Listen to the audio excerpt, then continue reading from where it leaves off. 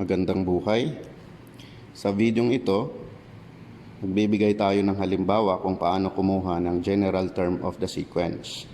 Halimbawa, find the general term of the sequence 7, 12, 17, 22, 27. Gagamitin natin yung tinatawag na difference method. So, unang gagawin natin, susubtract natin yung consecutive terms. Halimbawa, isusulat ko lang uli. 7, 12, 17, 22, at 27. So gamit yung difference method, check natin kung yung first difference ay pare-parehas or yung second difference ang pare-parehas. So paano gagawin? Subtract lang natin. So halimbawa dito, 12 minus 7. So 12 minus 7, makukuha natin ay 5. 17 minus 12, makukuha natin ay 5. 22 minus 17, 5 uli. 27 minus 22, 5 uli. So, ibig sabihin, ito na yung tinatawag nating first difference. So, kung mapapansin natin, pare-parehas yung first difference. So, ano yung susunod na gagawin nating hakbang?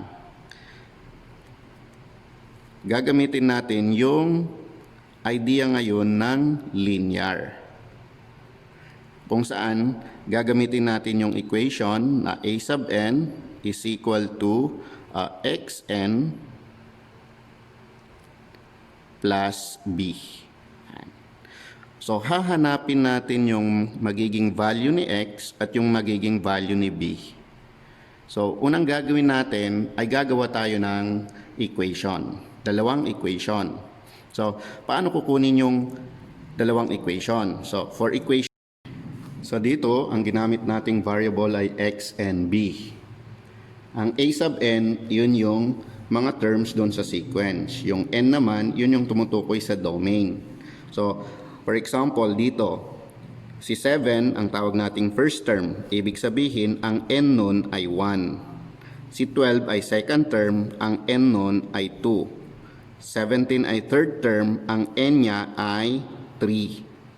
So, ibig sabihin, ito yung magiging value ni n, ito yung magiging value ni a sub n. So, si 22 ay 4 and so on and so forth. So, para makuha natin yung equation 1, kukuha tayo dito ng isang ordered pair. So, for example, sinabi natin n is equal to 1. Ang a sub n ay 7. So, yun yung ipapalit natin dito. So, for example, I will use the first term. So, ibig kong sabihin sa first term, ang n dito ay 1. Ibig sabihin, ang a sub n natin ay yung 7. So, n is 1, a sub n is 7. Substitute to this equation. Yan. So, substitute ko lang, meron tayong 7 is equal to the variable x, yun yung hinahanap natin. Tapos yung n, multiply it by 1. So, saan ko kinuha yung 1? Yung value ni n. Replace. Tapos, plus b, wala pang value si b. So, kokopyahin lang natin. Then, we are only to simplify. So, sisimplify natin. Magiging 7 is equal to x plus b. So, ito yung magiging equation 1 natin. Ito yung equation 1. Next, para makuha yung value ni b at value ni x, kailangan meron pang isang equation para magamit natin yung elimination method. So, gagawa ulit tayo ng isang equation. So, tawagin natin equation 2. Dito sa equation 2, huwag niyong gagamitin yung nagamit na natin. Kahit ano dun sa hindi nagamit. Mas maganda yung malapit or yung mas maliit na number. So, for example, gamitin ko yung second term. Ibig kong sabihin, second term, ang value ni n dyan is 2. So, if n is 2, a sub n is 12. A sub n is equal to 12. Then again, substitute to the equation. Substitute natin dito sa equation. A sub n is 12, n is 2. So, we have a sub n is 12. So, copy the variable x, replace n is equal to 2. Then, copy the variable b kasi wala pa siyang value. So, simplify natin, multiply natin whole number by the variable. So, multiplying a variable by a whole number, we will just combine. Uunahin lang yung number. So, magkakaroon tayo ng 12 is equal to 2x plus b. So, ito na yung equation 2 natin. So, ano yung susunod na step? Ang susunod na step ay gamitin natin yung idea ng elimination. So, bakit kailangan elimination? Mag-eliminate tayo ng isang variable dito sa equation 1 and equation 2. So, anong gagawin natin? So, positive ito, positive din yan. Para ma-eliminate yung isang variable, kailangan nating isubtract. So, isubtract natin si equation 1 sa equation 2 para makuha natin yung value ni x. So, yung value ni x, subtract lang natin ito. So, equation 2 minus equation 1. So, magkakaroon tayo ng equation 2, 12 is equal to 2x plus b. So, subtract minus. Meron tayong 7 is equal to x plus b. And rule of subtraction, change the sign of the subtrahend. So, ito ay positive, magiging negative. So, ito ay positive, magiging negative. So, ito ay magiging negative. Then, proceed to the rule of integers. So, yun yung rule ng subtraction. So, 12 minus 7, makukuha natin ay 5. Tapos, subtract natin 2. Ibig sabihin, may 1 dyan. 1 minus 1, magiging 0. Kaya nga tinawag siyang elimination. Na-eliminate yung variable b. Tapos, subtract natin yan. Rule uli ng algebra, pag walang nakasulat na number, ibig sabihin ang coefficient yan ay 1. So, 2 minus 1, meron tayong matitirang x. Ibig sabihin, ang value ngayon ni x ay 5. Yun yung maging value ni x. Ngayon, paano natin kukunin yung value ni b? O value ni b.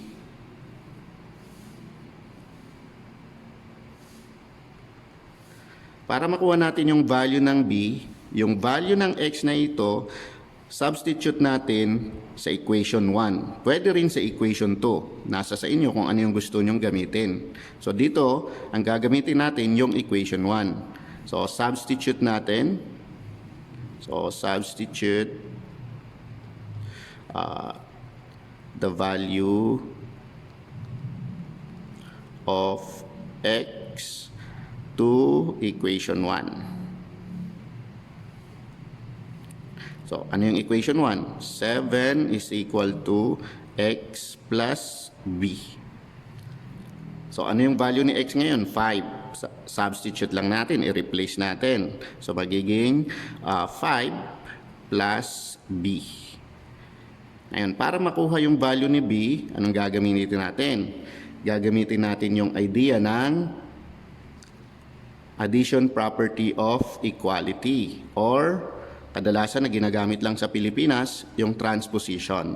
Ililipat natin itong 5 dito. Pero ang tamang paraan dyan ay yung tinatawag nating addition property of equality. We add negative 5 both sides, or we subtract 5 both sides. So for example, dito magiging 7 minus 5 is equal to 5 minus 5 plus b.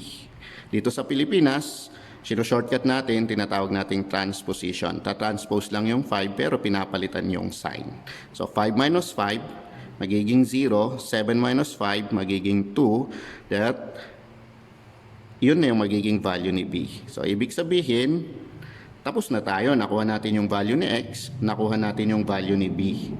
So, ano ngayon yung general term? So, ang magiging general term ngayon natin,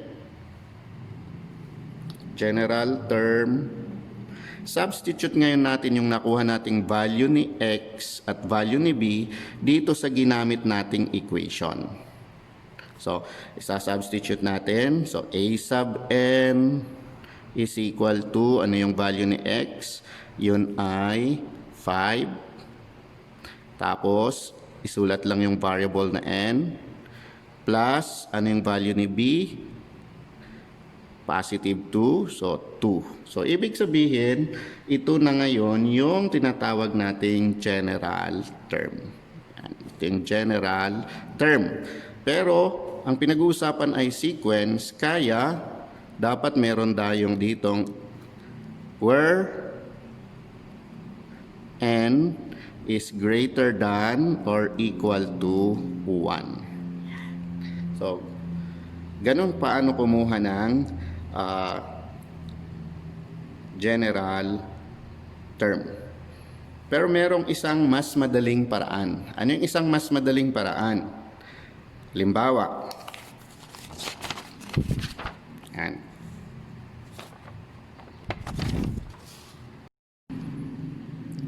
Meron isang paraan kung paano kunin yung general term, lalo kung iyon ay linear.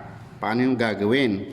Unang step natin, isusulat natin ito sa table of values. So, gagawa ako ng table of values. Yan ulit. So, pag nagsulat tayo ng table of values, ito yung value ni n. Ito yung value ni A sub n. Yan. So, maglalagay tayo dito ngayon ng para sa value ni 0. So, hindi ito part ng sequence. Gagamitin lang natin para makuha natin yung general term. So, start natin sa first term. Punta tayo doon sa second term. Kasama na yung third term. Meron na tayong fourth term at yung fifth term. So, ang first term dito ay 7. Second term uli ay 12. Third term ay 17. Fourth term ay 22. Then fifth term is 27. The same method. We are to use the difference method. So, subtract lang natin. So, 12 minus 7, makukuha uli natin ay 5. 17 minus 12, makukuha natin ay 5. 22 minus 17, ito uli ay 5. Tapos 27 minus 22, 5. So, common first difference. So, pag pare-parehas uli yung first difference, ang gagamitin natin uling equation ay yung equation pa rin ng linear. So, gamitin ko uli yung ginamit natin kanina, yung A sub n is equal to x n plus b. The same pa rin, hahanapin natin yung value ni x at value ni b para makuha natin yung general term. Pero paano dito sa paraan na ito? Ngayon, yung value ni x dito, ito yung common difference. Yung pare-parehas. So, ibig sabihin dito sa example na to, ang value ni x dito, ito yung magiging value ngayon ni x. So, x is equal to 5. Ano naman yung value ni b?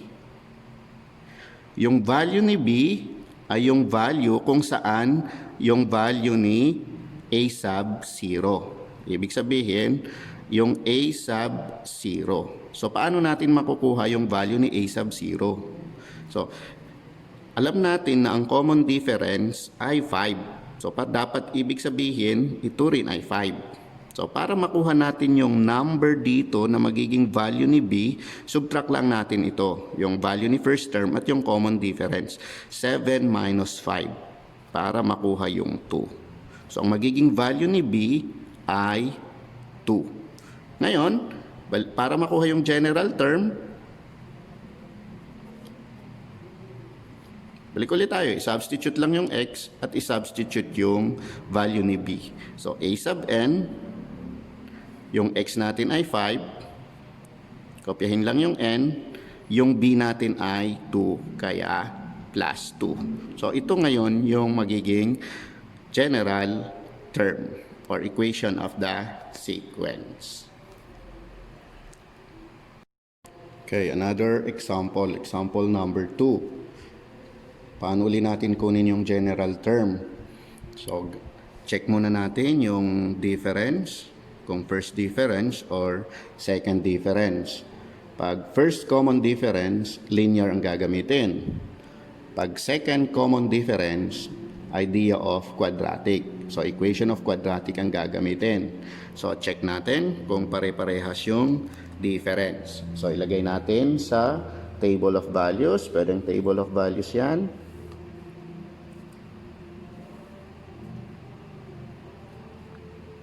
So, ang n natin, mag-start ulit sa 1. Meron tayong 2. Meron tayong 3.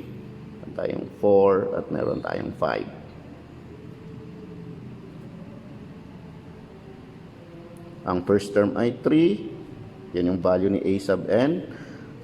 Ang second term ay 7. Ang third term ay 11. Fourth term, 15. Fifth term, 19. So, pag ang tinatanong uli ay find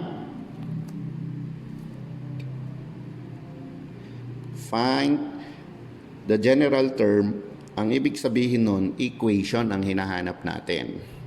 So, subtract na uli. Simula tayo rito. 7 minus 3. Laging mauuna yung preceding term. So, 7 minus 3. So, magiging 4. 11 minus 7, makukuha uli natin ay 4. 15 minus 11, so ganun din, 4. 19 minus 15, yun ay 4. So, ibig sabihin, pare-parehas yung difference. Ang tawag natin, first common difference. So, first common difference, ang gagamitin natin ay idea uli ni linear. So, ano yung equation para sa linear? Yun yung a sub n, yung ginamit kong variable, xn plus b. Yung iba, ang ginagamit nila dito is an rather. No? So, hanapin natin yung value ni x at ni value ng b. Gagawa ulit tayo ng equation. So, para sa equation 1, gamitin natin yung first term. So, pag sinabi nating first term, ang a sub n natin ay 3. Pero ang n ay 1. Substitute natin dito sa equation na ito. So, ang a sub n natin ay 3. So, variable x, kasi hahanapin natin yan. Yung n natin ay 1. So, replace natin yon. Plus b. Simplify lang natin, kaya makakakuha tayo ng equation na 3 is equal to x plus b. So, ito yung equation 1. Kuha pa tayo ng isang equation para magamit uli natin yung elimination method. So, equation 2. Gamitin natin yung second term, where n is 2, a sub n is 7. Pero pwedeng gumamit din kayo dito sa ibang terms. For example, gusto nyo si a sub 4 or gusto nyo si a sub 5, pwedeng gamitin po yon. So, ang gagamitin ko ay yung second term. So, kung second term, ang ibig sabihin yan, si a sub n ay 7, pero ang n ay 2. So, substitute uli natin sa equation na ito. Ang a sub n natin ay 7. Ang n natin ay 2. Kaya, kopyahin yung x. Substitute si 2. Or replace natin si 2. Tapos, plus b. Wala pang value si b. So, simplify lang natin. So, magiging 7 is equal to 2x plus b. So, solve natin yung isang variable dito. Gamit ngayon si elimination. So, ibig sabihin, ano yung gagawin natin sa equation 2 at equation 1 para ma-eliminate yung isang variable. Kaya para ma-solve yung value of x,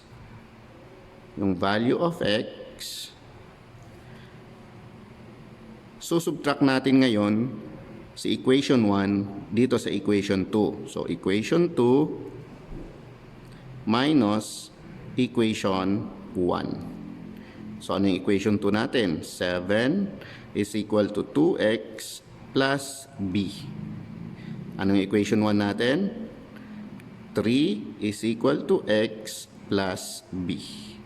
Then again, subtraction, change the sign. So, ito ay magiging negative, ito ay magiging negative, itong positive na ito ay magiging negative. Subtraction. So, we eliminate variable b para ma-solve si x. So, 7 minus 3, meron tayong 4. 2x minus x, ibig sabihin uli, may 1 dyan. So, 2 minus 1, meron tayong 1x. Pero kung ang variable, coefficient natin ay 1, hindi na kailangan isulat. Yung variable lang ang isusulat. So, ang value ngayon ni x ay 4. Ngayon, ang nawawalang value pa ay value ni b. So, paano natin makukuha yung value ni b? Yan. So, value of b. Para makuha ngayon natin yung value ni b, substitute yung value ni x dito sa equation 1 or dito sa equation 2. So, sasubstitute ko yung value ni x sa equation 1. Ulitin ko, pwede rin sa equation 2. So, substitute the value of x to equation 1. So, ano yung equation 1 natin? 3 is equal to x plus b. So, ano yung value ni x? 4. So, replace. 3 is equal to 4 plus b. Gamitin uli natin yung addition property of equality or yung tinatawag sa Pilipinas na shortcut method, transposition. So, ibig sabihin ng addition property of equality, subtract lang tayo ng 4 both side. So, 3 minus 4, 4 minus 4 plus b. Kaya yung tinatawag na transposition, yun yung dahilan kung ba't nababago yung sign pag nalilipat siya doon sa acrostic equal sign. So, subtract na natin. 4 minus 4 is equal to 0. So, magiging b na lang dito. Dito naman, 3 minus 4, rule of integers, subtract, then follow the sign of the bigger number, kaya magiging negative 1.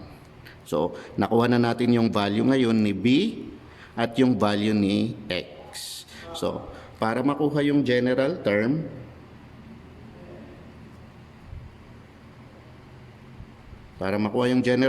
balik ulit tayo doon sa equation ng linear. So, anong gagawin? Isa-substitute lang naman natin yung nakuha nating x at yung nakuha nating value ni b. So, yung a sub n, kaya n term ang tawag dyan, a sub n for the unknown n.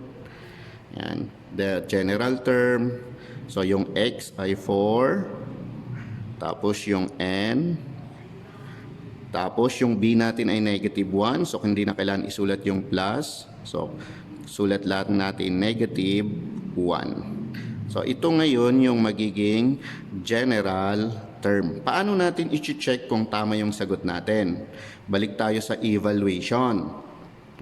So, substitute nyo yung 1. Dapat ang makuha ay 3. Substitute yung 2. Dapat ang makuha ay 7. Substitute yung 3. Dapat ang makuha ay 11. Ganun po kung paano mag-check. O, gamitin uli natin yung isang paraan, yung shortcut. Sabi nila yung shortcut daw yun. So, for example, uli, yan. Find the general term of the sequence 3, 7, 11, 15, 19. So, paano yung gagawin natin? Ito yung isang paraan kung paano kunin yung general term. So, gagawa ulit tayo ng table of values. Pero paggawa natin ng table of values, mag-insert tayo mag-insert tayo para sa value ni a sub 0. So mag-i-start ngayon tayo sa 0, hindi sa 1. Hindi part ito ng sequence, pero gagamitin lang natin para makuha natin yung general term. So n is 1, first term is 3, second term is 7, third term is 11, fourth term is 15, fifth term is 19. Okay. So, check ulit natin yung first difference. So, subtract, ganun pa rin. Subtract natin. Subtract ito. Subtract yan. Subtract doon. So, 7 minus 3, ulitin natin. Ito yung magiging sorry. So, 7 minus 3, magiging 4. 11 minus 7, 4. 15 minus 11, 4. 19 minus 15, 4. So, first common difference ulit. So, ang gagamitin nating equation ay linear. Kasi first common. So, laging linear yan. So, a sub n is equal to xn plus b. Okay. Ulitin ko, algebra lang to. Kahit anong variable ang gamitin natin kay x at kay b. Sa ibang book, ang gamit nila ay an. Hindi ko ginagamit yung a kasi baka malito tayo doon sa a sub n. Kaya pinalitan ko siya ng x. Pero ang tinutukoy ni x ay yung numerical coefficient ni n. So, ano uli yung gagawin natin para makuha yung general term? Para pinakamadali. Yung value uli ni x na ito yung first common difference. So, ginagamit lang natin ito kung common yung first difference. Yan. So, ano yung value ni x? Ang value ni x ay x is equal to, ito yung tinatawag natin common difference. So, kaya 4. Ngayon, yung value ni b. Ang value ni b ay yung value ni a sub n kung saan si n ay 0. Or, in short, it is the value of a sub 0. Ang tanong, paano makukuha yung a sub 0? Ito po yung value na andito. Yan. So, para makuha yan, ito yung value diyan. So, paano kukunin? Susubtract lang natin ito. Yung first term, subtract natin sa common difference. So, 3 minus 4. Rule of integers uli. Mas maliit yung 3, mas malaki yung 4. Kaya, ang magiging difference ay negative 1. Ibig sabihin, yung negative 1, yun yung value ni b, negative 1. Ibig sabihin, ang general term ngayon, general term ay substitute na a sub n is equal to 4n minus 1. So, yun. Doon sa long method kanina, parehas yung nakuha nating sagot. O. Another example, gamit yung shortcut method. O, dalawang example, gamit yung shortcut method natin. Halimbawa, example number 3, sabi rito, find the general term of the sequence negative 5, negative 2, 1, 4, and 7. So, unang gagawin uli, gawa tayo ng table of values. So, sa paggawa ng table of values,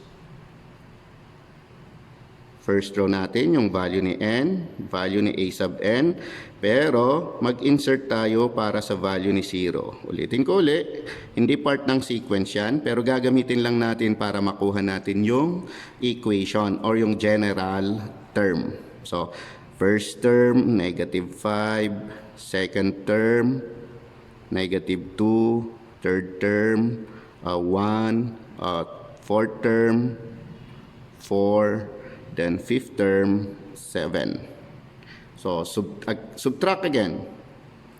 So, subtract natin ito. Negative 2 minus negative 5. So, pag sinulat natin yan, gagamitin ko dito, negative 2 minus negative 5. So, rule again, negative by negative becomes positive or change the sign of the subtrahend, kaya magiging negative 2 plus 5. Follow the rule of addition of integers. So subtract, follow the sign of the bigger number since their signs are different. So 5 minus 2, kaya magiging 3. Ganun din dito, 1 minus negative 2. So 1 minus negative 2. Ang makukuha nating sagot ay positive 3. 4 minus 1, makukuha ay 3. 7 minus 4, yun ay 3. So, observe again, pare-parehas yung difference. So, kung pare-parehas yung difference, ang gagamitin uli natin ay linear equation. Yung idea ng linear, a sub n is equal to x n plus b. Ano yung value uli ng x? Yung value ni x, yung first common difference. Ito yung magiging value ni x. Yung value ni b naman, yung number dito. Yan yung magiging value ni b. Paano makukuha yung value ni b rito? So ulitin ko, yung first term na ito, isusubtract lang si 3. So ulitin, paano yan? So negative 5, kukunin yung negative 5 minus 3. So, negative 5 minus negative 3. So, same sign. So, anong gagawin? Add, follow the sign.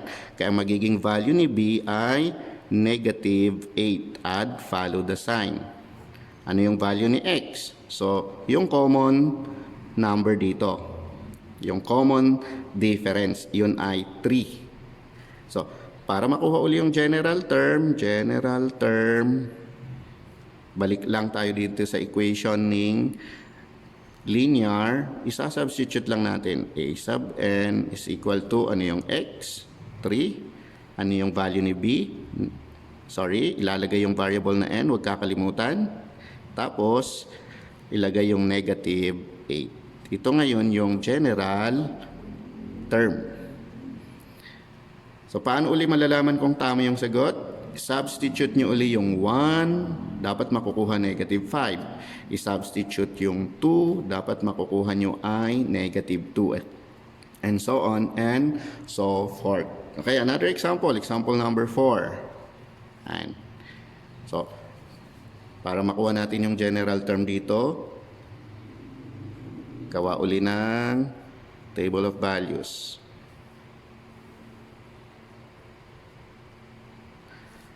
So, dito sa table of values, ito uli yung value ni n, ito yung value ni a sub n.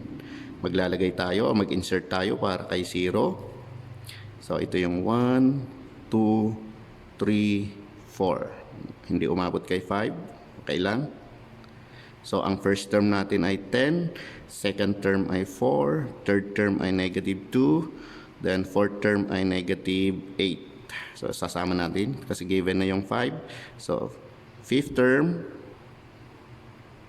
negative 14. So, subtract ulit natin.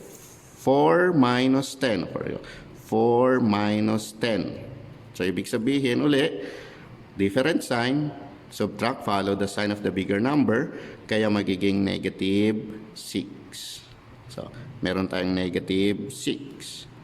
Negative 2, to negative 2 minus 4. So, negative 2 minus 4. So, same sign, add, follow the sign. So, magiging negative 6. So, you have negative 6. Negative 8 minus negative 2. Negative 8, yan, minus, yan, be careful kasi negative yun. Lagyan natin ng parenthesis, negative 2. So, change the sign. So, ito ay magiging positive ngayon. Disregard na natin ngayon yon. So, negative, positive. Different sign, subtract, follow the sign again of the bigger number. So, magiging negative 6. So, ibig sabihin, ito ay negative 6. Negative 14 minus negative 8. The same method. Negative 14 minus negative 8. Huwag kakalimutan yung parenthesis pag negative yung term. So, rule of subtraction, change the sign. So, magiging positive po yan. Disregard natin ngayon yon. So, negative, positive. So, negative 14 plus 8. makukuha natin yung negative 6. So, ang lalabas dito ay negative 6. So, pag makikita uli natin, pare-parehas. So, ano yung value ni x ngayon? Ang value ni x ay negative 6. Ano ngayon yung value ni b? Yan. Value ni b, yung first term uli. Yung first term na ito, 10. Tapos, isubtract lang natin yung common difference na ito. So, minus negative 6 siya. So, ilalagay natin negative 6. Change the sign again kasi negative by negative or multiplication. Negative times negative, magiging positive. So, 10 plus 6. So, ang value ni B ay 16. Ibig sabihin, ano yung general term uli natin? Ang magiging general term ngayon natin ay substitute uli doon sa equation ng linear. So, a sub n is equal to xn plus b. So, a sub n is equal to, ang x natin ay negative 6n. Tapos, ang b natin ay plus 16. Ito ngayon yung tinatawag nating general term. Yan. So, ganyan lang kumuha ng general term of the sequence. Okay?